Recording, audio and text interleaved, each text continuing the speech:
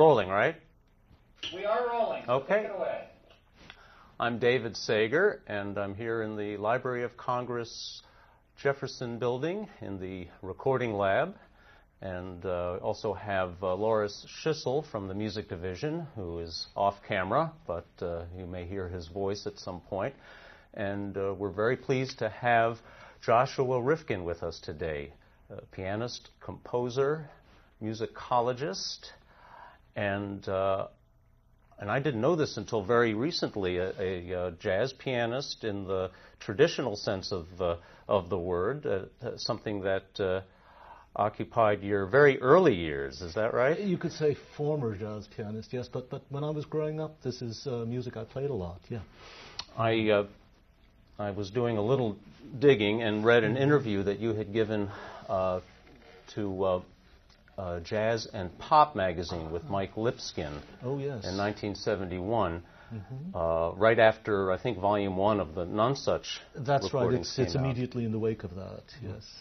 And you mentioned a certain recording by Jelly Roll Morton that caught your attention. I think it was Mr. Jelly Lord, the trio recording. That's right, yes, with Johnny and Baby Dodds, yeah. Do you remember what it was about that captured your imagination? Well, just about everything of Jelly Roll Morton did capture my imagination in those days. I think it's a combination of the particular spin on the harmonic language that he had. Jelly Roll had a sort of combination of blues-derived harmonies on the one hand and these very Central European harmonies on the other, with lots of secondary dominance and, lovely romantic twists to them. So there's that, the still very basic rhythmic energy, and the succession of different strains. And of course, in the trio recording, again, the differing instrumentation, the clarinet doesn't come in until the second strain in that. I was thinking about this morning, in fact, on the way over, not so much that particular recording, but Morton in general in those periods. And what fascinated me with Morton above anything else were the Red Hot Peppers recordings. In other words, the ensemble things where, he really kind of composed this music and varied the forces and the approach for every different strain.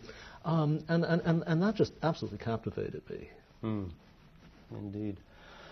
So that was when you were about 10, 11 years old? Yeah, between 9 and 12, roughly.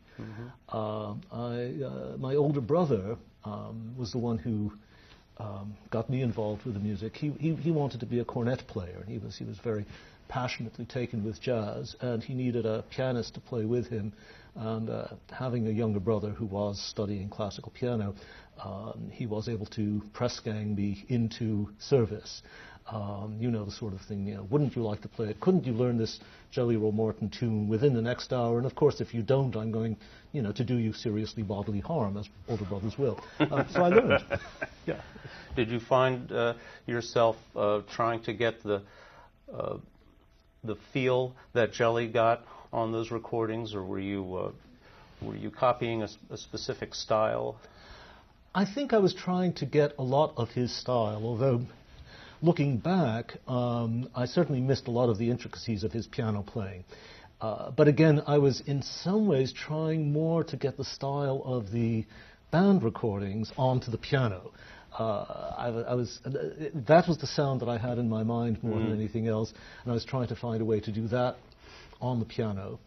I think Jelly was trying to get his sound onto the band arrangements. That's right. Yes, really. it's a kind of reciprocal process. He was a very orchestral kind of player. Absolutely, yeah. Absolutely. So as a 10-year-old, you were a natural musicologist. You were just immediately drawn to the performance practice, with really without really thinking about it in a self-conscious way. No, I wasn't thinking about it that way. Of course, with jazz, in a way, there is no performance practice, because the music is the composition is the performance, or at least they're much more the same thing than we think of so-called classical music being. Of course, as you're implying, the differences are in fact also not as great as people sometimes imagine.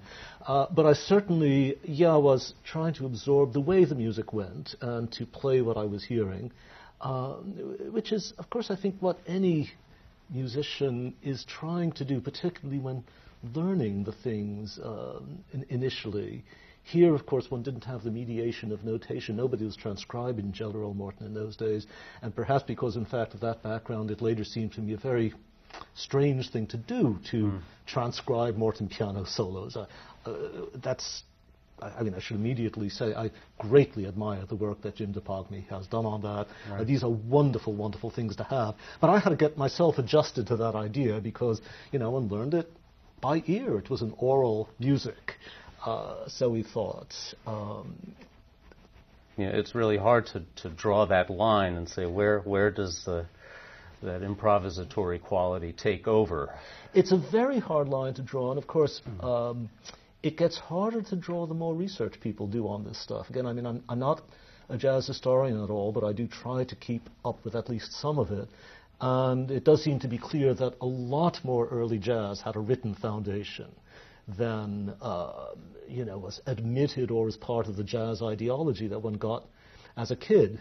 But again, as you say, the line is shifting, and one thing that actually teaches one about classical performance is that there too the line is not really so strict. That let's say when a jazz band played a stock arrangement, they might play it note for note.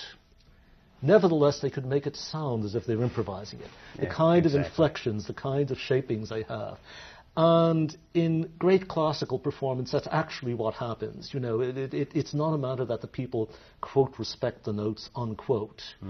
It's rather that they can make the notes, very even literal, if you will, straight reading of the notes, sound as if they're just inventing the music. And I think that's what all musicians want to look for, want to get. The music takes off. That's right. The music almost creates itself, you might say. Yeah.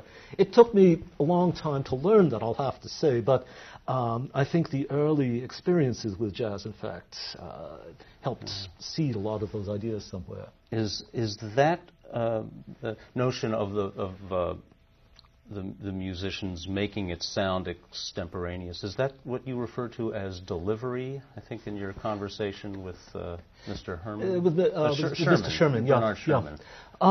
Yes, it is. The delivery is a term I use to try to come up with the equivalent of a German term called Vortrag, which is sort of like a lecture is a Vortrag, or reading something is. And they use it for situations where we use the word performance, but it, in a sense, is delivering something. So, and it can have this connotation of how you put it across. So, I like to speak of delivery in that way. And in that sense, all good music has the same delivery, you might say. What was the term, the German term? Vortrag, Vortrag. Okay. So your 3 or 4 year career as a jazz pianist was really quite peripheral to your studies in classical piano and composition. Okay, so as a young boy, you were studying composition as well? Yeah, I was. My basic line was kind of growing into a sort of a young high modernist, which, that this was the period in which I was growing up. And I was a student of serial composition, and I went at 17 to study with Stockhausen and do all of that kind of thing. But the jazz and then later on folk music actually went along as a kind of hobby, parallel to this, you might say. So it was something I kept doing, and it was something to which I was very strongly attached. It was not what my career would be as I imagined it and so forth, and so I was kind of straight-laced in any of those ways. But I had the good fortune to have this and always have it there.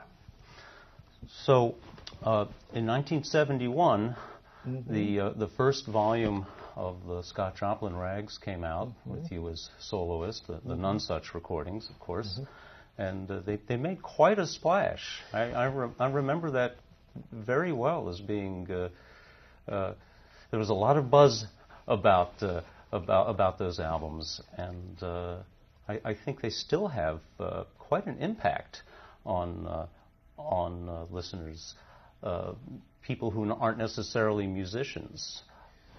Well, first, if I might make a slight correction, I think the date of release was actually 1970, but very late in the year. So because we recorded them, I think, in August or September of 70, and then they were released fairly soon. Well, the first LP came out, I think, still before the end of the year, but it's on the cusp of it. Yeah, I'll have to say that we were all taken by surprise by this. It wasn't a carefully planned thing, like we know that ragtime's going to become very hot.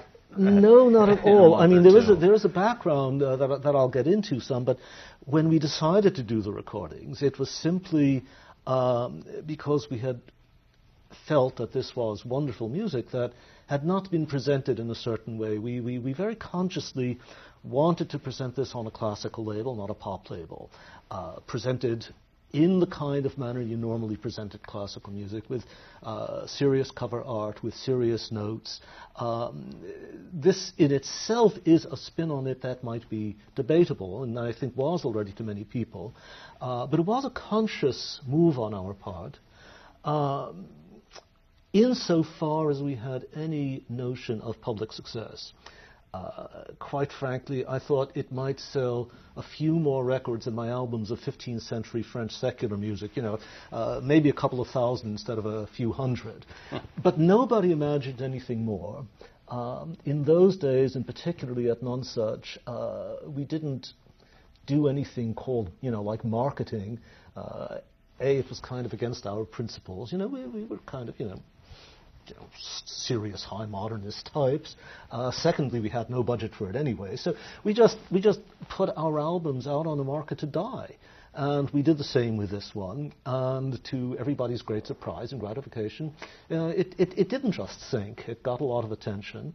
So it was clearly a moment that was the right moment. I mean, people were clearly waiting for something like this. It's no accident that this effort was taking place simultaneously with other moves in this direction, some of which I knew about, some of which I didn't know about. But there was clearly, this was one of those historical moments when there's a certain ferment, and I had the good fortune to be in a position at a record company to realize that in a certain way, to bring it forth in a certain fashion. And as I say, then we were really very taken aback by the response that it had. Do you recall what it was that may have sparked the interest in the public's interest, that is, in the first album? Well, you never know quite. I think the fundamental thing that has got to be said, before anything else, and by now it's an accepted truism, but it wasn't then, and that's just the quality of Joplin's music. This is fabulous music, and it's wonderful music that really nobody knew. I mean, a small coterie of insiders knew the music, but very few other people knew it. Now, it had, of course, gone largely unrecognized for a long time, and I think a number of elements then possibly came together to help it catch fire at this moment. I think that, first of all, the album came out, as I say, on None Such, a respected classical label, presenting it in this way, already was getting people to look at it differently. So it sort of encouraged a different sense of it.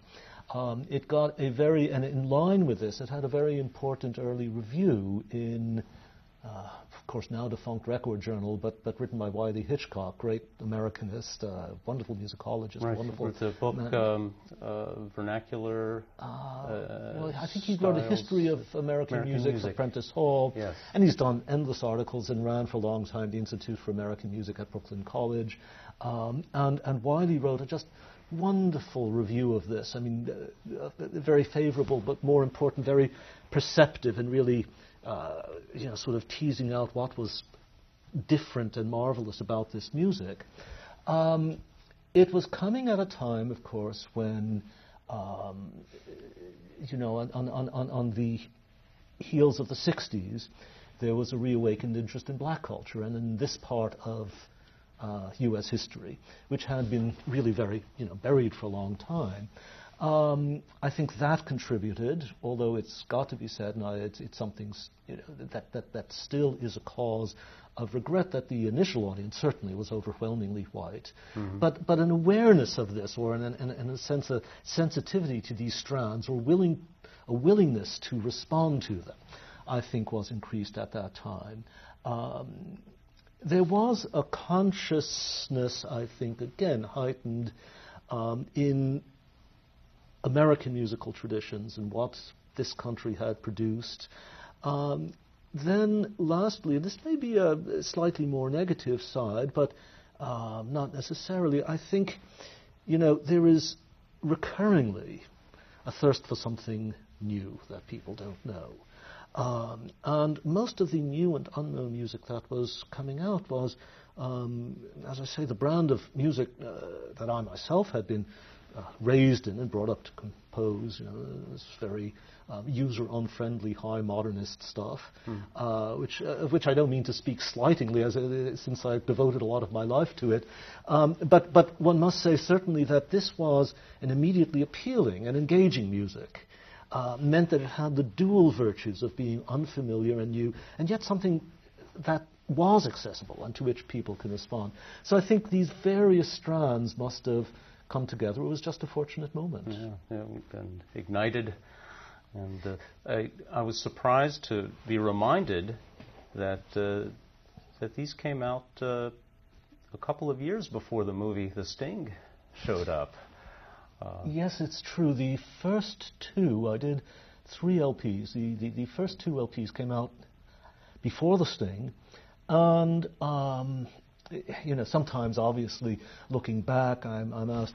People will say, well, The Sting made this tremendously popular. I sort of have to correct people to say that before The Sting was made, the first 2 LPs. Right. Were in fact numbers 1 and 2 on the classical charts. Now, the classical charts, of course, is very modest business, but within the classical record business, this seemed great success. So one could say it was very successful, and then it became ridiculous. Mm-hmm. Now, having mentioned The Sting, I should add something there. George Roy Hill, the director of the movie, who was a very musically literate man, a very good pianist himself, learned the rags initially from my recordings and phoned me. I still remember being surprised one summer by getting a phone call from a man who identified himself as George Roy Hill, who explained to me that he was making this movie and asked me if I would do music for the film. And he disarmed me in many ways, both by his great politeness, great literacy in musical and other matters, and by immediately saying that I know this is anachronistic to the period, because that was the first objection that a historically conscious kind of person like me would raise. Exactly. He said, I know this, but I do feel it's going to be appropriate to the spirit of the film. And I was very charmed by him and very impressed by him, and was charmed by the idea of doing music first of all, for a film, because I had been approached about a couple of movies in various other contexts in the past, and I thought this would be, which did not pan out, but I sort of, like any kid, sort of, writing for movies, this would be wonderful. But this project, interestingly enough, did not really appeal to me from a musical point of view. I can't really say why, but it didn't seem challenging to me. So I let that slide, and I gather from from other sources and brief conversations, that Gunther Schuller had a very similar experience. And so it eventually went elsewhere. But I've never myself had the slightest resentment or problems with the sting, because, from my point of view, I could say George Roy Hill did the right thing. He asked me to do it. It was my decision not to. Yeah. And in fact, I later saw the film with absolutely no feelings of regret, and I thought it was a lovely movie, and I just had a thoroughly good time with it. Yeah, no, wonderful. And you got to do what you chose to do what you wanted to do. Yeah. I'm a few million poorer for the for the decision. Yeah. But that's okay. Yeah, well, none the worse for wear, as they say. Yeah. So about ragtime, Mm-hmm. I'm wondering if you could recall some of your thoughts at the time of the first non-such recording of the Joplin Rags as to your approach to playing the Joplin Rags, and how that may be different now, 30-some years later. Yeah, very good questions. Without question, the manner of performance I chose then was a conscious and indeed a self-conscious, you might say, choice. I was out to differentiate ragtime from the way it had been presented. And in a sense, you might say that I was reclaiming ragtime, or seeking, in a way, to reclaim ragtime for a classical tradition. When you say had been presented, maybe you could elaborate a little bit. Well, yeah, it does require elaboration, because that can oversimplify. But the common perception of ragtime and ragtime performance was, very fast, very loud, rather ricky-ticky, maybe with some drums going on, and thumbtacks in the that sort of thing. hammers. Yes. This fast, engaging, but sort of fluffy music is the impression of it that virtually everyone had. There were, of course, people who knew better. If one had read Rudy Blesch's They All Read Ragtime, Rudy Blesch and then Harriet Janis's They All Read Ragtime carefully, it's clear that they knew much better than that. Max Morath knew better. He did a great, a variety of presentations. But I didn't know all of that at the time. I was actually an outsider to that small ragtime world.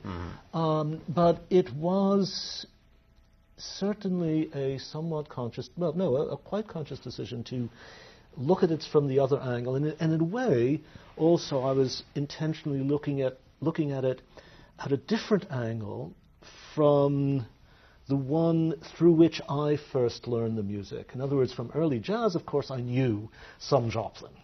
One knew the Maple Leaf Rag. One had heard Bunk Johnson's recording of The Entertainer done in the late 40s. Right.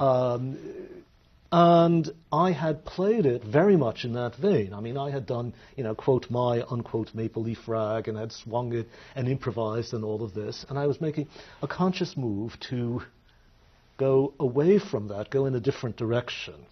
I think all of us who were involved in this so-called revival at the time, in one way or another, were taking this approach to it.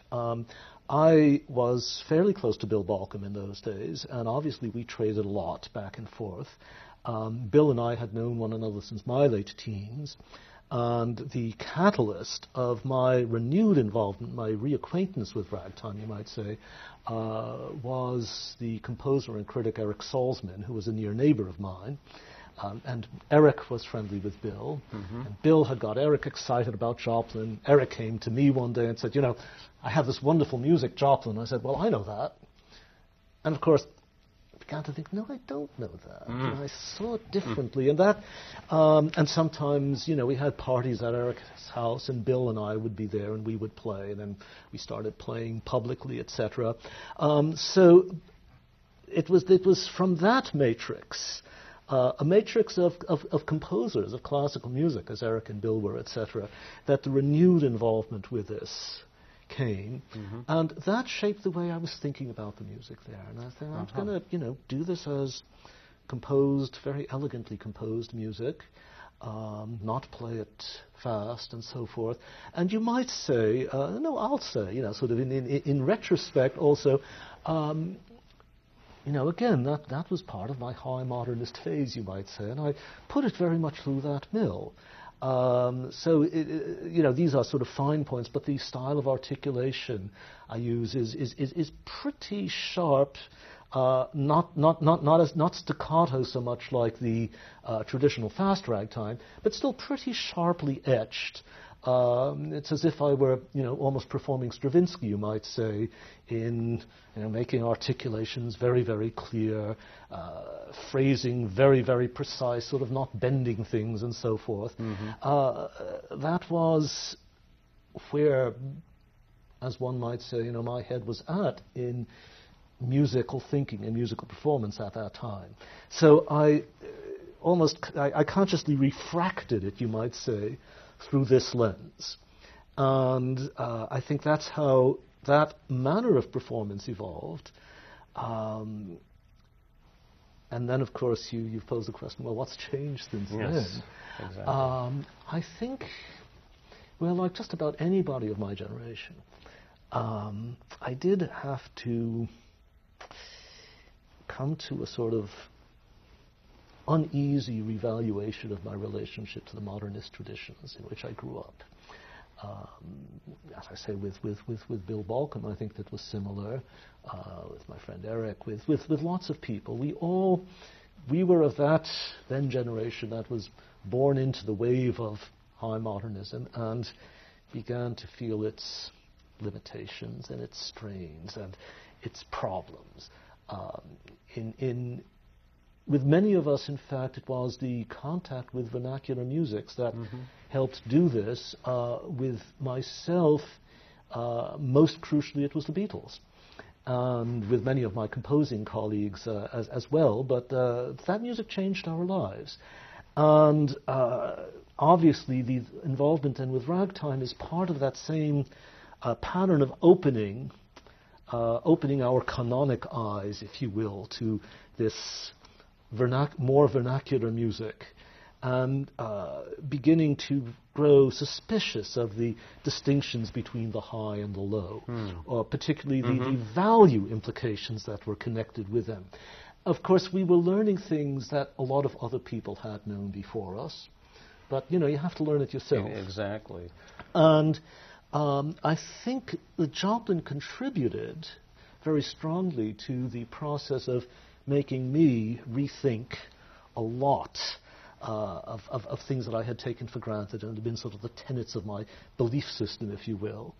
And this forced, the reevaluation that it started to force, eventually spun back on the performance of the music itself. I think that anybody would recognize me playing today as the same person who made the recordings, and I would even guess that maybe 80% of listeners would not hear much difference.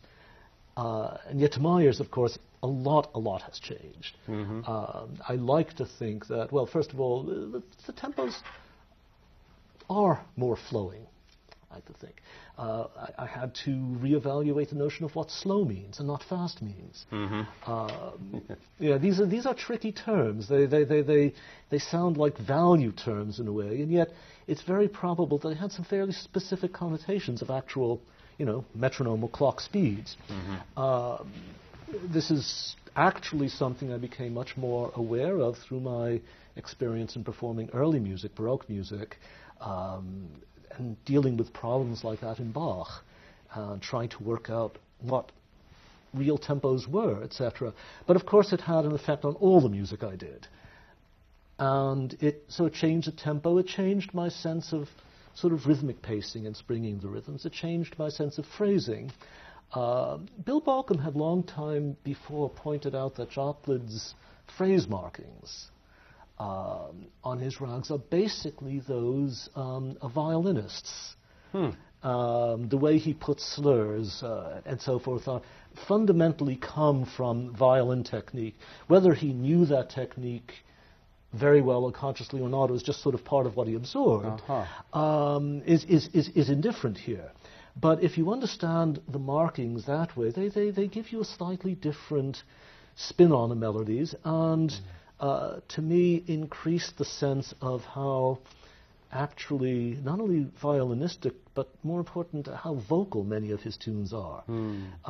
So I have developed over the years, let's just say, sort of a much more inflected manner of presenting these. As I said, they're all subtleties which a lot of people might not hear, but it's something both inevitable in the continued involvement with the music and something that also keeps it alive to me.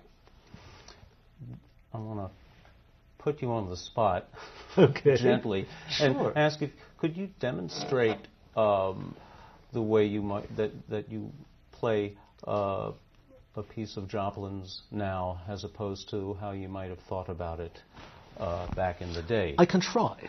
Yes, well, of course. I mean, I think when I recorded Maple Leaf Rag, I think it was very, very regularly marked in the left hand, and maybe about...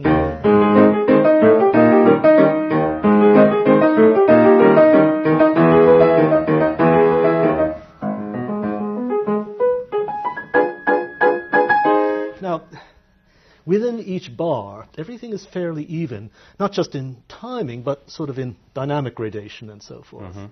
I think now I would be... It would come out more...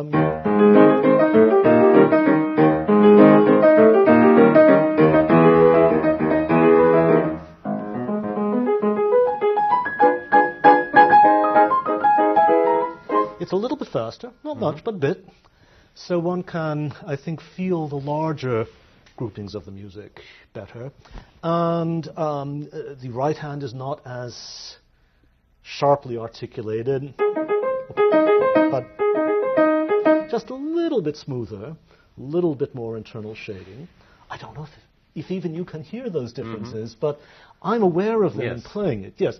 And in a sense, one shouldn't, I think, be conscious of the differences in detail per se, but it should make a somewhat different, as I say, delivery, that one receives it speaking in a slightly different way. Some of the things I've noticed while revisiting your None-Such recordings, and Maple Leaf Rag, for example, is the subtle differences in dynamics, and to me they make a big impression. I'm wondering if your sense of dynamics is also altered. First of all, I'm very grateful for the recognition of those things. That was very important to me even then. I never wanted to play it absolutely flat, but I wanted to make very fine gradations and distinctions. And so I'm immensely gratified that a sensitive listener will recognize those things and respond to them. I think I have gone further in that direction. That I think the bandwidth of the dynamic within any phrase or segment will be a little bit greater.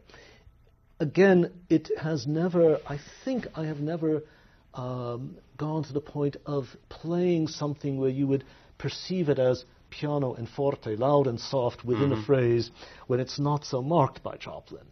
But the sense that I hope that I've been able to expand the range a bit and find a few more gradations. About the nicest compliment I was ever paid by another pianist was a very distinguished English pianist, mainly known as a song accompanist, Norman Shetler, once performed in very close proximity to me, and he said to me after my concert, he said, you just have so many ranges of gradations between pianissimo and mezzo piano. And I think he really did mean it as a compliment, and I took it as one, because one wants to have all of these fine gradations, and I just hope to have added to that palette still. The impression I was recently left with after revisiting your recording of Maple Leaf Rag is that you were, let's see, how did I put it in my notes, is that you were revealing it rather than so much playing it, and letting the strengths of the music stand on its own.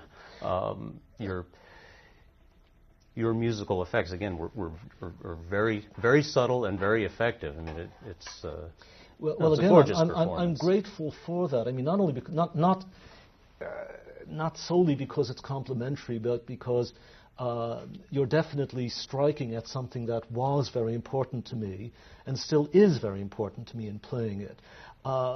You know, I am actually the last person really to be, as a human being, a self-effacing performer. I don't fall prey to the notion that, oh, I just am the medium through which the music passes. Any performer has to have a healthy sense of self and a healthy sense of what he or she is able to do. But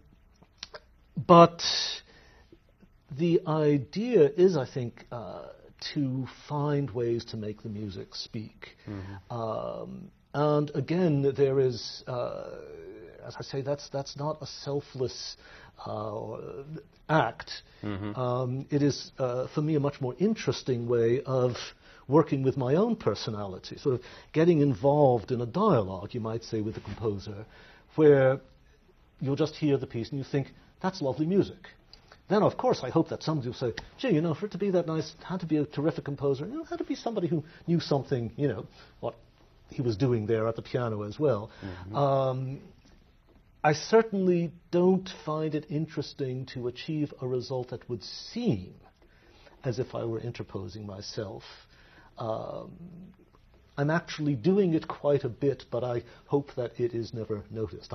I try to do it in a way that would not be recognized for itself, but as you say, just to feel, well, this is how the music sounds.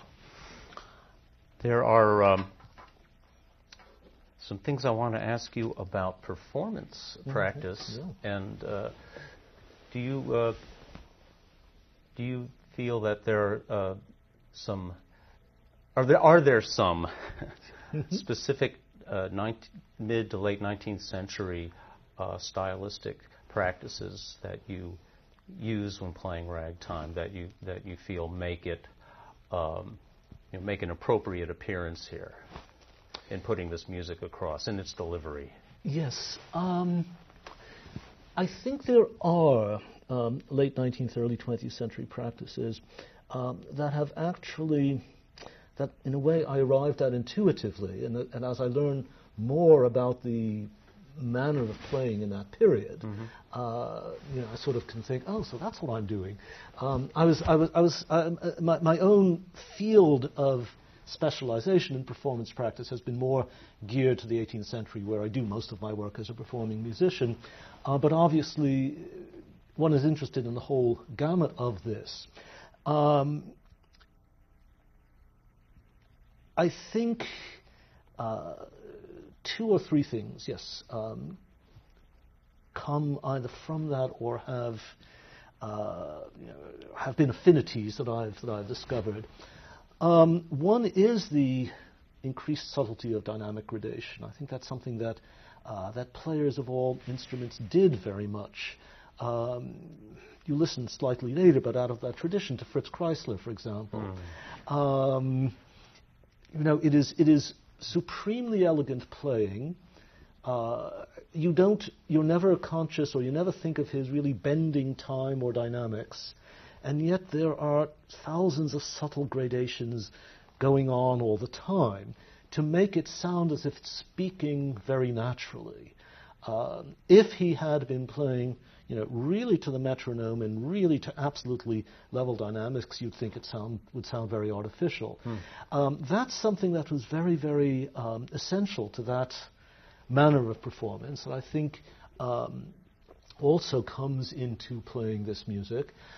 Certain just small technical things that ragtime players very often arpeggiated, particularly basses, that are just those slight arpeggiations are something that were in traditional piano performance and keyboard performance throughout the 19th century and going back to the 18th century and probably beyond that. So those are part of the idiom, as one might learn it, and arpeggiation of chords and things like that, which I still apply very sparingly. But those things that we, in a sense, think of part of the jazz performance were also part of the sort of wider world of performance, including so-called classical music as well. So I think, again, the essential thing for me has been, certainly in the last, let's say, 20 years, 25 years, finding ways to make just to let the music really speak, and speak with more shading, and because messages can't get across if they're totally flat. Mm-hmm. And these means of projecting this were something that were very, very essential to the way people performed, certainly classical repertory in Joplin's day. Mm-hmm. It's what great singers did. And of course, everybody grew up listening to good singers. And Joplin heard opera and operetta as a kid. Mm-hmm. So this is part of the tradition that they get. Yeah, and these are things that perhaps were reflected in Joplin's own playing. Obviously. I mean, I like to think so. I say obviously. Yeah, I'll have to say, little we know about there's so little we know. And of course, we have the roles which are particularly that's the particular area where roles are least informative. Mm-hmm. I mean, this raises a very interesting problem for a performer, and particularly for one who certainly has, a very strong foot or 2 feet in the so-called historical practice camp. What is the, quote, historical or authentic manner of playing this music, and B, how closely does one want to adhere to it? Mm-hmm. And I don't know the answer to either, even though, as I say, that's a question in which I've been very actively involved in my life as a musician. I think I take from reports of Joplin's playing, in a sense, what I want to hear. Any performer does that. They speak of his legato has been spoken of, his lyricism, his sense of line. Now, that can, in practice, mean many different things, mm-hmm. in many different contexts. But since I'm playing it, I have to say, okay, I want to try to reach that quality in the way that I know how. So you're always in a kind of, compromise, negotiation between what you know and how you feel music can go, and what you learn from that evidence, what you see before you on the page. In a certain way, I have no idea if the way I play is like how Joplin played, and whether he would have liked it or not. I mean, mm-hmm. I hope he would have. Yeah. If I ever met Scott Joplin, if I had ever had that privilege, I would say, please play for me. And then I might say, now, could I play something for you? And I'd like to get pointers from him. We don't know, so we have to invent this exchange, you might say.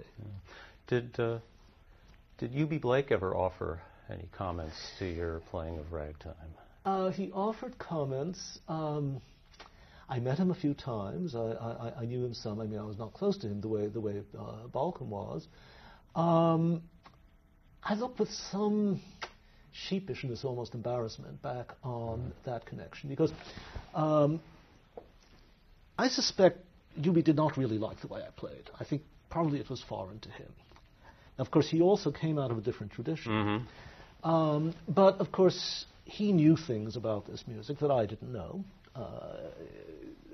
So he could have certain perspectives on it that I obviously couldn't have. But, of course, I was also very, I had my own sort of strength of resolve, and I did things my way. And I remember that the one thing U.B. ever said publicly about my playing, we were on some interview, and he was asked, and he said, well, he really plays the pieces as they were written, and he plays what Joplin wrote, which is, of course, in a way, a backhanded compliment, or damning with faint praise.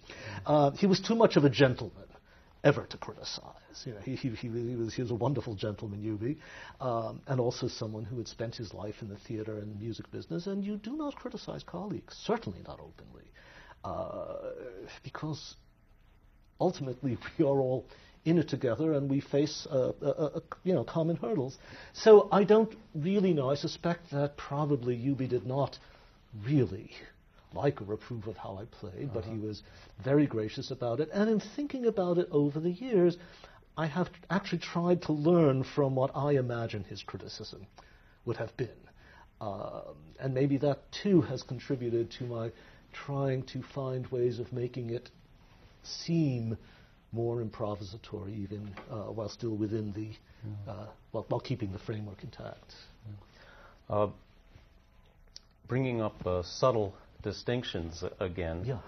What kind of what differences would there be in your approach to playing a piece by, let's say, Joseph Lamb or James Scott, as opposed to the way you would approach Scott Joplin? It's interesting. It's not something I've thought of consciously, but since I have obviously played my share of Lamb and Scott as well, it certainly is a very relevant question. I'll start with Scott. Most of Scott's music is, most, not all, but is leaning more to the sort of bright and quicker, the optimistic side, if you will, of ragtime. And his music has a brilliance that very little of Joplin's does. I mean, it has an outward quality, an extroverted quality that really is less characteristic of Joplin. And so I think the first thing is that I would have had somewhat quicker tempos, somewhat brighter. What is good.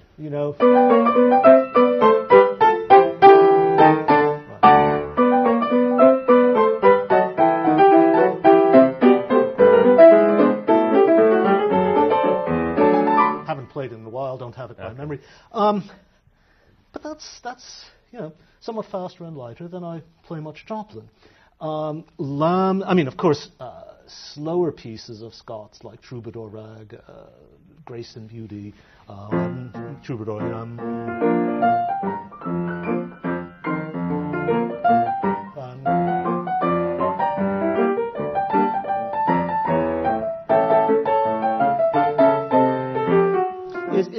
Is a slower and gentler piece, which I'm playing horribly at the moment. It's all right. We won't use that. Please not. But that brings out that side more. Lamb, of course, is a more outwardly and more openly romantic in the common sense of the term than even Joplin is. I mean, Joplin is an intensely introspective and lyrical and melancholy composer. Lamb has this sort of almost outward-looking romantic style, or even when he turns inward, it's a little bit, I say almost denser than Joplin will be. It's reported that he took the opening strain of Ragtime Nightingale from a Chopin etude he'd read in, I think, the Etude magazine, which he slows it down and makes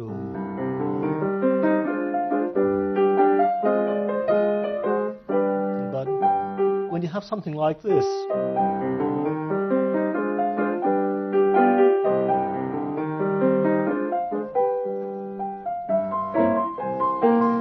it just invites, I think, a very Chopin-esque manner of playing. Some little hesitations, which I don't know if he himself necessarily used. There's a recording, of course, of Lamb playing when he was quite old, which I heard when I was in my teens and have not heard since. So again, I don't know how I would measure my approach to Lamb against his. But the music suggests to me, in fact, a more sort of avowedly romantic and in some ways more outward-looking romantic style than Joplin's does. Well, I'll throw out another name. Please. Ernesto Nazareth. And his music, which is not ragtime, but there's a kinship. There's a very great kinship.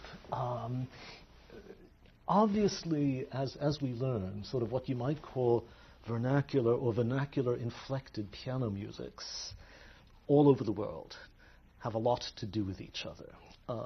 We sometimes tend to forget, again, how European the roots of one side of ragtime are. And of course, Nazaret's music has strong European roots, and then they all are filtered through local rhythmic styles, obviously African-American rhythm with ragtime, an African South American rhythm in the case, and Spanish in the case of Nazare. But of course they have many, many common roots.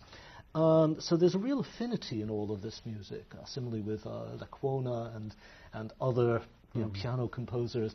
Nazare was a late discovery for me. In fact, I can't take any credit even I've discovered him for myself. I had a producer out of a record company where I was working later after the Nonsuch years who was after me forever to record Nazare. He said, you must play this music, you must record it. And I kept resisting him in a way. And gradually he wore me down. And gradually it was not even love at first sight with it, but gradually I began to get onto its wavelength, and of course then I became very passionate about it. And it was at that moment that I phoned him and said, okay, now we record it, or now I'll do this. And again, it has its own rhythmic language, the Latin language, which Joplin, of course, only approaches in solace, which is also avowedly Mexican rather than Brazilian, but at least it is moving south, you might say, that way. And again, the trick with Nazare, which at least for a non-native performer, someone who's doing this music is not a native language, is getting this wonderful combination he has of the Chopin-esque harmonies and these very beautifully expressive romantic melodies, all sort of with the underlying lilt of the samba and tango rhythms. And it's a delicate balance, because if you do too much of the one, you miss the other. And it's how to bring them somehow into sync with each other. That to me is the great challenge in playing it. Again, I suppose if I'd grown up playing that would have been absolutely not a question, just as in certain ways Joplin was never questioned, because I had grown up playing that kind of music. My left hand was just used to making the moves of Joplin's basses, etc. When I started playing Nazare, in fact, the left hand patterns seemed very counterintuitive to me. I had to work to get my hand to move. Could you demonstrate? Sure. Let me try to think of an example. Well, let's see. This is not as tricky in the left hand. I mean, if you take something like Nove de Julio, his Argentine tango, well...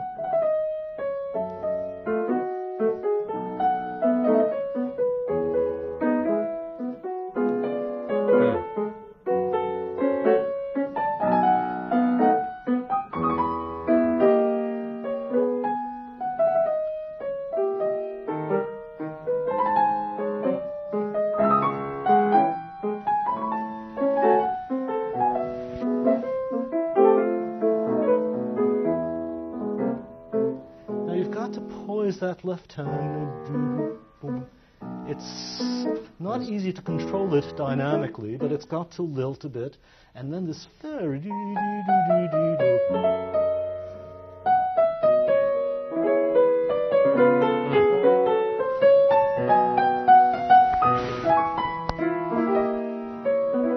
if it were just that's one direction, but then you have the other direction that the left hand is moving towards, and you've got to bring the two of them somehow together. And that seems quite different from the other Nazare pieces like Odeon and Fun Fun that are just a driving kind of left hand. It reminds me a little bit of Stride. Well, in them, at the beginning of Fon Fon, for example, and also Odeon, the tune is in the left hand. Fon Fon.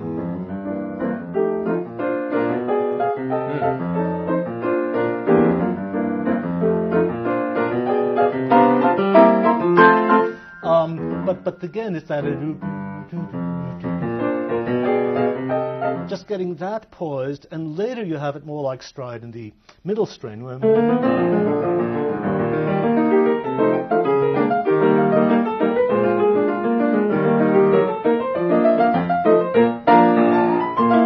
And that's a much more straight ahead style.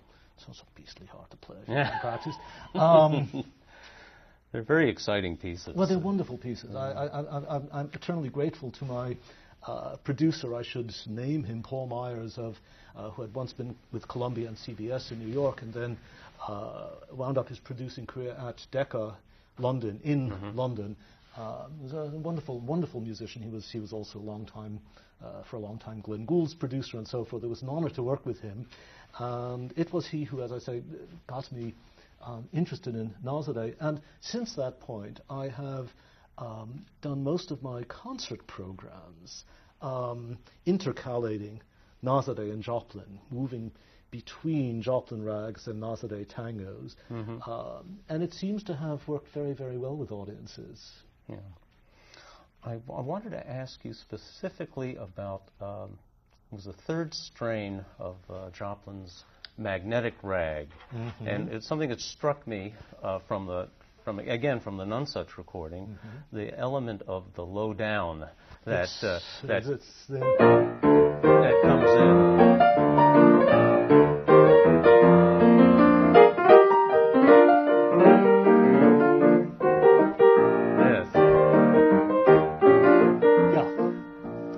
Can you describe to a non-pianist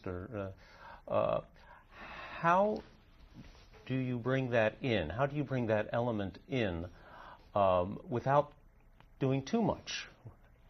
Well, the first thing to be said is that this is an element that occurs very rarely in Joplin. Yes. In fact, about it's stunning when it does occur. The only two examples I can think of really are there and in Pineapple Rag, the third strain, which is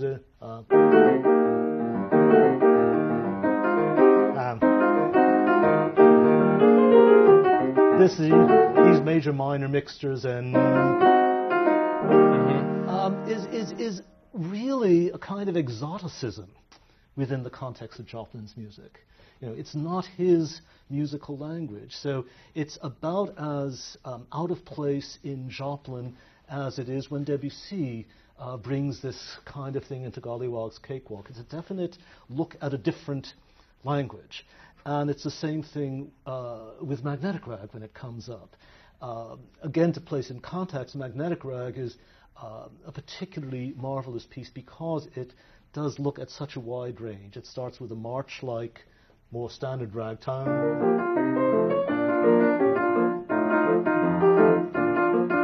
It goes on to something very Middle European sounding.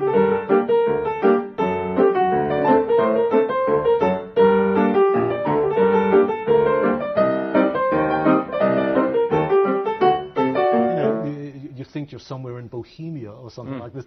Then he has this string.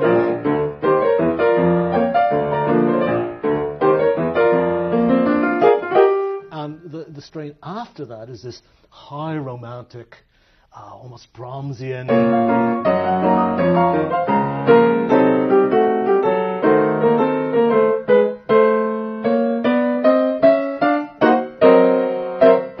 Which again is a very different kind of language. So he's bringing them all within, I always feel the piece as a kind of series of tableaux, of images, of scenes within this ragtime progress. So this is definitely looking at a different world.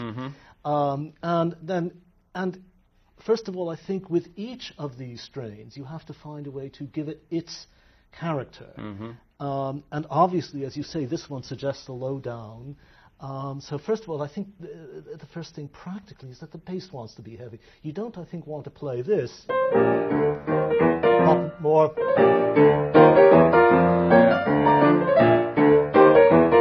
Really bum, beam, bum, bum, bum. And the right hand, too, has to emphasize maybe the syncopations more than you might do in some other circumstance. Or, it's interesting. I used to play that.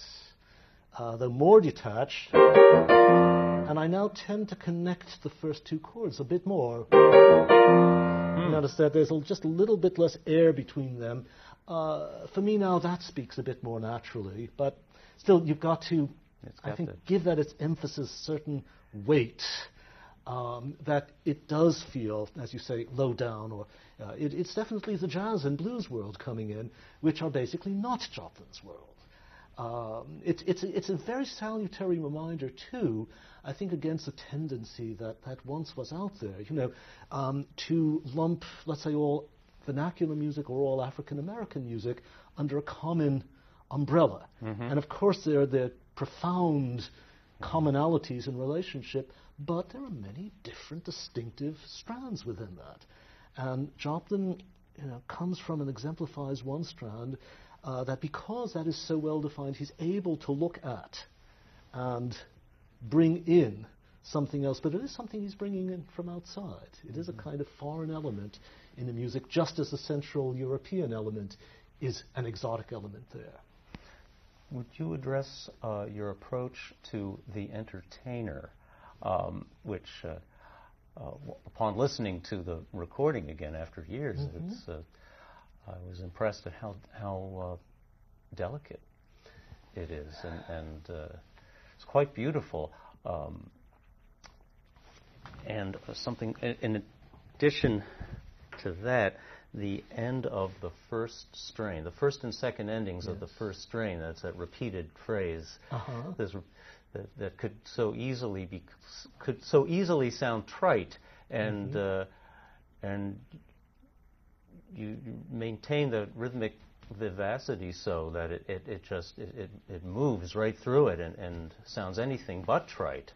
How did you arrive at your overall feel of that piece, and what is it that you do at the end of that first strain to keep it from sounding? Well, here, the first thing I have to say is I have a confession to make there. I had, as I mentioned, heard The Entertainer in Bunk Johnson's recording, which is fundamentally a pretty straight rendering of the Red Back Book arrangement. Yeah. But it's how these people learned the music, and of course they could play it with that inflection that just gave it that life. Yeah. But I had pretty much forgotten that. At the time when I was in my early 20s, I became reacquainted with it. And the way I became reacquainted with it was one evening at Eric Salzman's, hearing Bill Balkan sit down and play it. And the confession I have to make is, in some ways, all of my life since then, playing this piece, has been trying to recapture what I thought I heard Bill playing. I don't remember how he played it anymore, but it had a tremendous effect on me, and I was always trying to get that, find that thing. As I say, I may have found something completely different by now, but that was really the impetus behind it. Now, The Entertainer, of course, it's a somewhat more vivacious piece than I think I first played it to be, but it is also a very, inward turn, a melancholic piece. And if one sees the original cover of it, which is a black minstrel player, sort of with his hand out, I think maybe he has a plate in his hand, to the audience, he is both ingratiating to the audience, but the drawing, of course, has something of the caricature about it, and actually certainly can seem to convey a lot of pain at the same time, of all of the contradictions that are inherent in the role of that figure. And whatever Joplin consciously meant, I think in the notion of entertainer and entertainment here are many layers built in. And that's at least the way I first sensed the piece when I heard it. It wasn't a simple sparkling piece, it has lots more shading going on. Now, in the particular phrase you mentioned, I think that's this one. You mean? I think that's this one. You mean?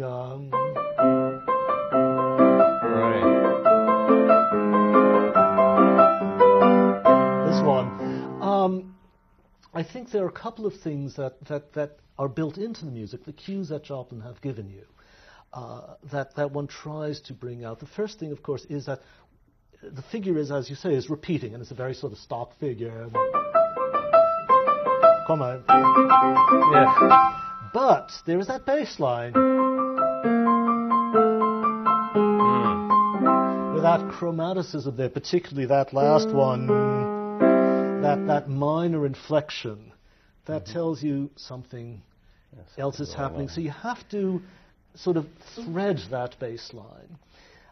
The other wonderful detail, and it's a very subtle detail, but it's always been tremendously important to me, and just in the sonority. And it's, is that the right hand is just playing straight octaves, but for the last bar, he adds thirds to them.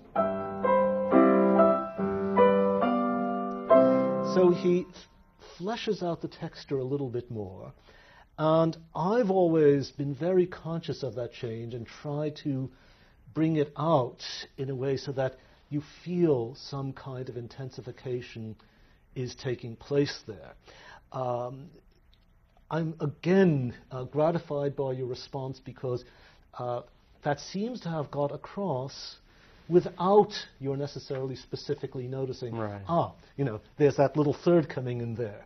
Obviously, I don't think Joplin wanted anybody to hear it that way, nor would I want anybody to hear it that way. But you want the hearer to experience something, some little bit of change that intensifies it and brings it through. And it's that coming on top of that wonderful moving bass line.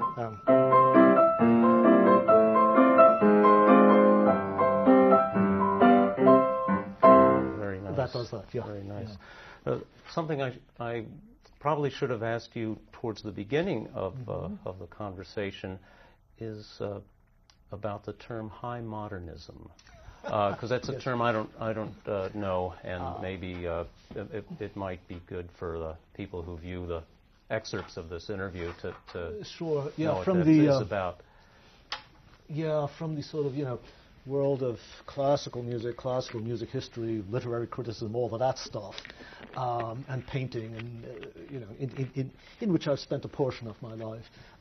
It let's see, comes from this use of modernism to reflect that trend in 20th century so-called high art, novels, painting, formal compositions, Stravinsky, Schoenberg, etc., that's characterized by a self-aware sense of being modern and new, a preoccupation with difficulty.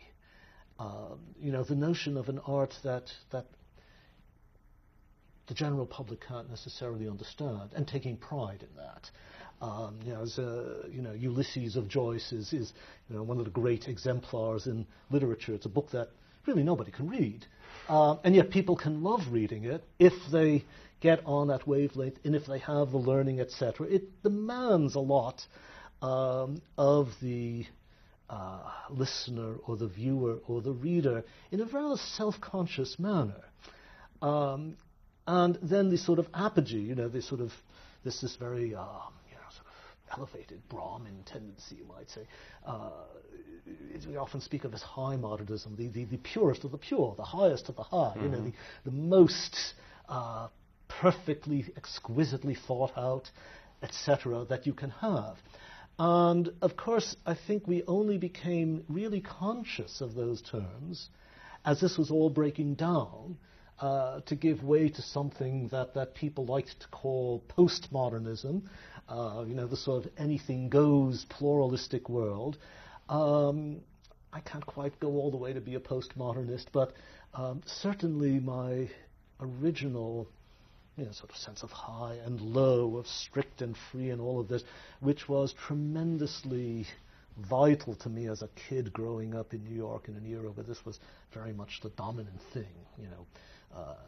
My friends and I in high school went to the Museum of Modern Art every week, to soak up, the great abstract paintings and all of this. Of course, we watched the films of Chaplin too there and Buster Keaton, but there was this sense of this, there was this narrative of how art went.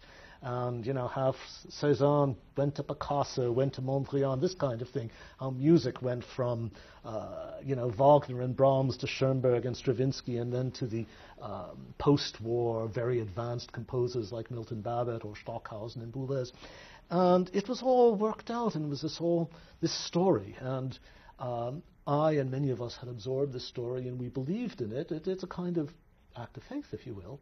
And then at a certain point, gradually we start to say, well, yes, but it's also awfully limiting.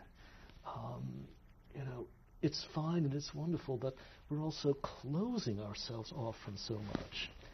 And, personally, that's been a sort of major shift within me, but it's not at all an unusual shift. It's part of what my generation of musicians and other artists went through. And we had one set of values that were propagated in us and that we took up avidly. At a certain point, as inevitably happens, we say, hey, wait a second, is this all there is? Maybe we're missing something. Let's look at this other stuff. Well, certainly your approach to Joplin and to ragtime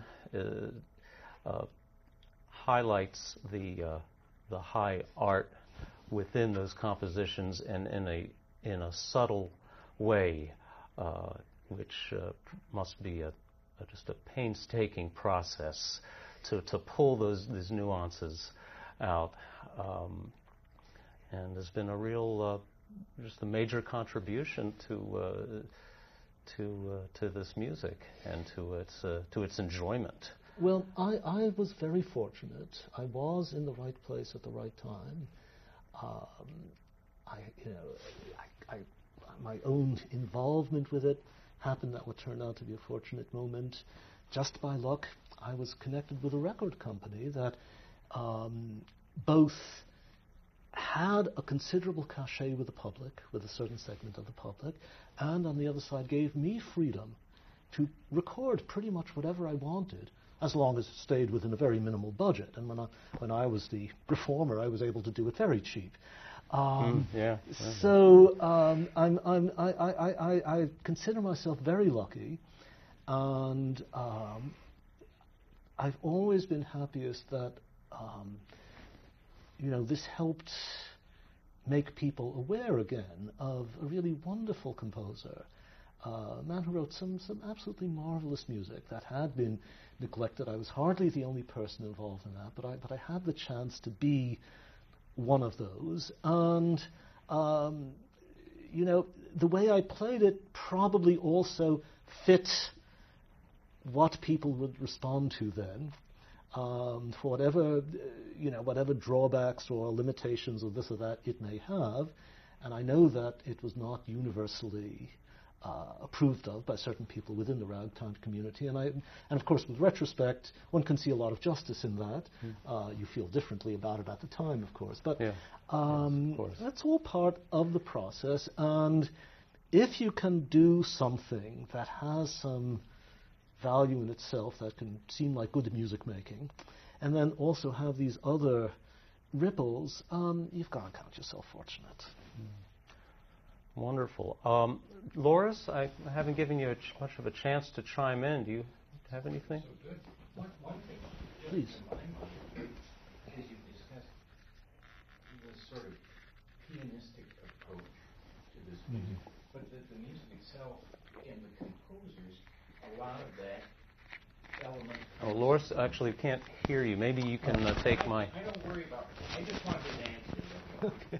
I'll try to paraphrase the question within it. Yeah. That it owes so much to, and the composers themselves were so involved in band music. I mean, whether that be Gunther's little New England Conservatory band that way, or Arthur Cryer or John Philip Sousa. And basically, a rag is in the shape or form of a Sousa march. Of a march, very much so. Yes, the point you raise, of course, about the relationship of this music to band music is important. And in fact, for me, it also ties into what I said earlier about Jelly Roll Morton and my being most concerned actually with his band music. In fact, as a performer, I'm basically not a pianist, although I was trained in piano playing, etc. Most of my living I've earned as a conductor, and I tend to think really in terms of ensembles and orchestras and so forth. That's my real home and my real kinship, and that's again why I gravitated towards that side of Jelly Roll Morton. So in fact, interestingly enough, I have not been that conscious in the first line of the pianistic aspects of how I play. I have, of course, been conscious of the kind of sound I want to hear, but in many ways that sound has been influenced by the kinds of performance associated with instrumental ensembles. Instrumental ensembles have a different kind of rhythmic regularity and irregularity from solo piano, for example. And certainly the rhythmic style of ragtime is very powerfully influenced by that kind of rhythmic underpinning that marches and so forth have. I don't think I've consciously tried to play Joplin, orchestrally, in quotes, but that certainly has been, I think, more, what kind of word would I use, foundational, for the way I do this music than a purely piano tradition. So, again, I'm grateful for the question and the observation. And the other thing, just from your discussions about thinking about the line, the vocal line, can you talk a little bit about Tremonisha? Just that it's, it's just another important part of this guy's life. Yeah, well, very important. In fact, the thing that ended his life, basically. First of all, I'll have to say that one of the great regrets of my life is that I've never conducted a production of Tremonisha. I've conducted excerpts of it, but I've never done the whole piece, and I would love to. There are certain things one has to say about Tremonisha right up front. Is it a totally successful piece? No. Does it have lots of flaws? Yes. Does it have this, that? Yes.